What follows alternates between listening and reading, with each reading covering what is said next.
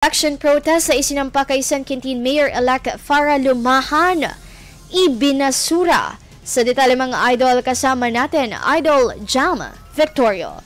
104.7 IFM Report! Ibinasura ng Regional Trial Court Branch 51 ang election protest case na isinampa kay San Quintin Mayor-elect Farah Lumahan dahil sa kakulangan umano ng ebidensya. Ayon sa korte, bigong tukuyin ng protestante ang kabuuan ng testimonya ng mga witness sa umano'y nasaksihang vote buying, hindi tugmang detalye ng aktual na boto sa voter's receipt at pre-shaded na balota na mula umano kay Lumahan. Nagasaad din umano sa rules na kinakailangang may partikular na detalye at pangalan ng mga saksi ang summary ng protesta upang may mukha ang bawat pahayag sa kaso. Ang tinukoy na election protest ay isinampa ng dating alkalde na si Florence Tew noong May 23. Kaugnay nito, nanindigan si Mayor Lumahan sa tiwalang ipinamalas ng mga residente sa nagdaang eleksyon. Kasama mo muna dito sa IFM Dagupan. Ito si Idol Jam Victorio. Tatak IFM.